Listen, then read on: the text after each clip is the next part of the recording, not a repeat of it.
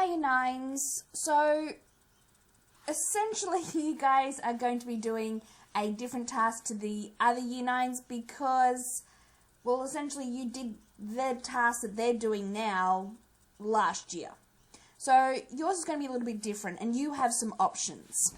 So the first task is very similar to the one that's being done by the other classes. You have the choice, you can choose to do it or not, completely up to you. But before we get started, welcome back to Term 4. Essentially, it's going to be a little different from what you've had in the past. In weeks 1 to 3, you'll be doing an inquiry-based project, so the one that I'm going to explain today. And in weeks 4 to 7, there'll be a short economics unit, and that is pending on whether or not we actually come back. And then weeks 8 to 10 will be a 2021 transition program. So, for the first task, so the Young Entrepreneur Project, right, you need to pretty much create a product. And you'll remember that's what we sort of looked at last year. So, businesses in Victoria have realised that in this current climate, there is a high demand for certain products, whilst other ordinary products remain on the shelf. Your task is to take one of these ordinary products and create a marketing campaign which will encourage people to purchase these ordinary products. So you have to pick at least one of the following ordinary products. You cannot deviate from it. You have to have one of these ones. So you've got socks, apples, honey, plain t-shirts, umbrella, garden hose, spoons, suitcase, duct tape, towels, ice cube tray, carabiner, bobby pins, pool noodle. So they are your options. You have to pick one of them. Right? Now, with this one, the products themselves should be improved in some way. So you might change them into something else, right, and sell it in such a way that you're selling the product that will eventually turn into one that you want, right? But you can also have its purpose change or incorporate it into another product as long as the main focus is the original product. So let's say, for example, if you pick an apple, then you can sell the apple by itself or use it to make an apple pie and sell that. So you're trying to sell it to the point of going, we need it off the shelves, this is how you can use it. The product must have a marketing strategy, so an advertising and pitch in order to sell your product. So in week 1, you will design your product. So reinvent your product and create a labelled image. So the image may be a sketch, digital image, or a photo of something that you make at home. A description of what your product is and how it will be improved or altered or utilised. Explanation of why you chose this product to be reinvented, altered, and why you chose to reinvent or alter the product in the way that you have chosen. Who will be the intended customer of this product, and what need will you be meeting with the creation of this product?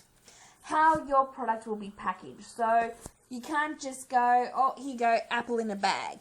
It has to actually be packaged in such a way. So you'd be creating the labels, maybe the box that it goes in, that sort of stuff. As you have a week to work on this portion of the task, it is expected that your design brief will be detailed and provide in-depth answers to those questions. In week 2, you're advertising the product. And this is very similar to what we did last year. So you have to create an advertisement that actually promotes your product.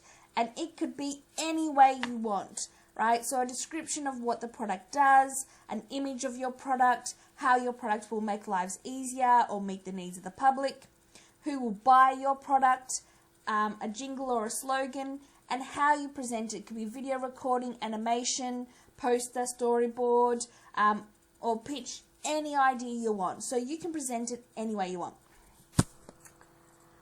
Creating a pitch for your product. So this week you are going to be putting together your work for the last 2 weeks to create a pitch for the Victorian shop owners to place your reinvented product into their stores. So you're trying to convince places like, Woolworths and Coles, or maybe a specialty store, to actually stock your product. So you'll need to have the design brief, which is in week 1, the advertisement from week 2, the purpose and importance of your reinvented product, why Victorian businesses should stock your reinvented product, how Victorian businesses should stock your reinvented product. So where should it be placed in the store, what shelf should it be in,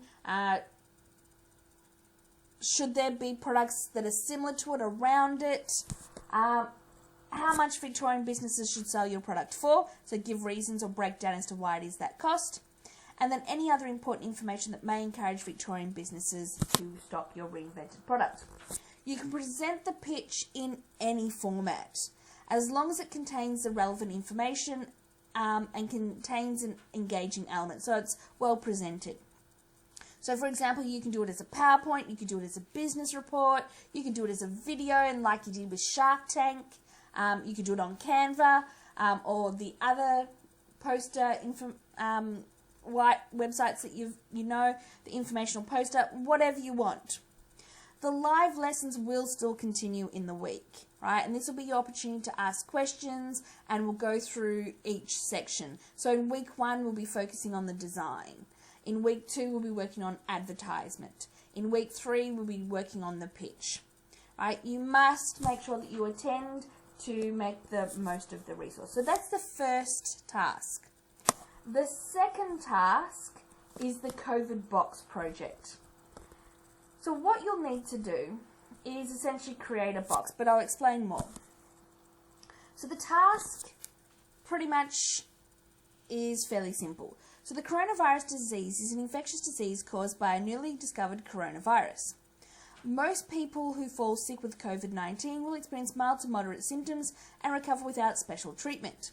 You can be infected by breathing in the virus if you're within close proximity of someone who has COVID-19, or by touching a contaminated surface and then your eyes, nose or mouth. In Victoria, the infection rate increased at a much faster rate than the rest of Australia, and a period of lockdown was introduced. Unfortunately, this lockdown led to high rates of unemployment, and some families finding it difficult to make ends meet. As a result, supply boxes were sent out initially to help families. And you remember, these were sent out in the lockdown towers in Footscray. However, many families complained that they often didn't meet the needs of an average family of 4, and the boxes were discontinued despite the growing need for these boxes. So they just stopped them without actually taking into consideration the fact that they were still needed. So for this task, you are to create a COVID supply box that will meet one of the needs of a family of 4 for $100. You cannot go over that. So you could pick one of these categories.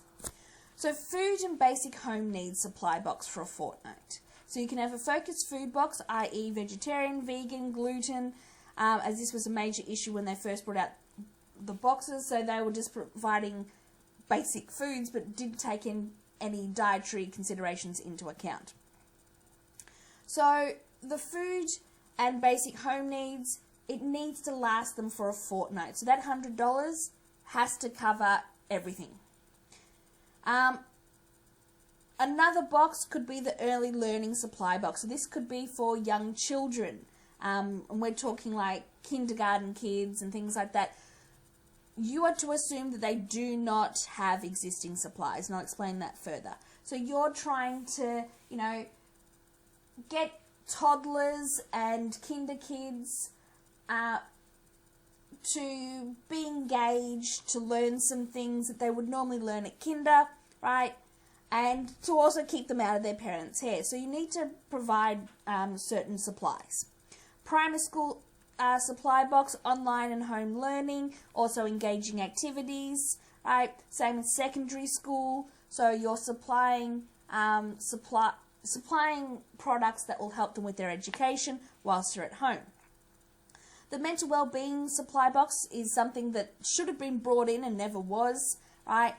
And it's to encourage kids to, and people in general, to actually give them some idea of, how to cope with COVID and sometimes being isolated away from friends and family. And then a practical activity and engagement supply box, so getting kids and adults, pretty much the family of 4, to actually get out there and become more healthy. The rule with this one is you are to assume that the family does not have an existing supply. So you cannot assume, for example, with the supply box for food, that they have flour. You have to assume that they don't. So your box must ensure that every need is met without the reliance on other objects or products. So in week 1, you're designing the COVID box. You pick one of the supply boxes and address the following. Explain why you chose that supply box. Research the various items that will be placed in your COVID supply box and make sure that it doesn't actually go over $100. Create a labelled image of your COVID box. Sometimes this is called an exploded labelled image. So you would have a box in the middle and you'd say, all right, I want this in there and this in here, and you'd actually label it. The image may be a sketch, a digital image, or a photo of something that you make at home. Whatever takes your fancy, right? You need to have a description of how your COVID supply box will meet the needs of your family, right? So if you're going to say flour, why have you included flour in there? You need to create an itemized spreadsheet of the cost, location of items, and why they should be in the box. Remember, you cannot go over $100, right? And what I'll do is I'll actually go through an example and give you a spreadsheet template if you'd like. How your COVID supply box will be packaged. So you want to make sure that people don't feel as if this is a handout. So you want to make it, decorative. You're not just providing a box. What's the label on the box going to be looking like? How is it going to be different from just, let's throw it in the mail and that's it? As you'll have a week to work on this portion of the task, it is expected that your design brief will be detailed and provide in-depth answers to these questions. For week 2, you're marketing the COVID supply box. So parents should be given the option to select which COVID supply box best suits their needs. As a result, you'll need to create a marketing campaign for your product, which includes, right? So you're trying to get parents to pick that box, right? So you're going to describe what your COVID supply box is aiming to achieve, the benefits of purchasing this COVID box over individual purchases. So you're actually saying, all right, if you buy this product as a whole, then you're going to be saving money, right? It actually works together as opposed to buying individual items. The image of your product and what is included, how your product will meet the needs of your family, a slogan which will encourage people to pick that box. How you present this campaign is up to you. Once again, it can be video recording, animation, poster, storyboard, whatever you want. I've had one kid do a web page and it looked pretty good. Alright, create a pitch. And this is where it's a little bit different. This is in week 3. So in week 3, you're pitching the COVID supply box. But you're not pitching it to supermarkets or sharks. You're actually pitching it to the government, right? You're telling them, you should implement my COVID box, right?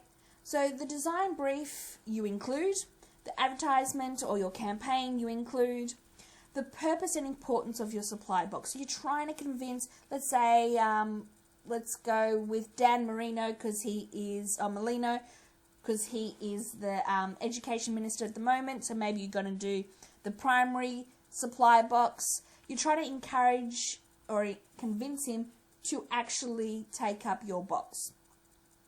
So why the Victorian government should invest in your supply box, what benefits the COVID supply box would have for both the government and the economy, as well as the individual families.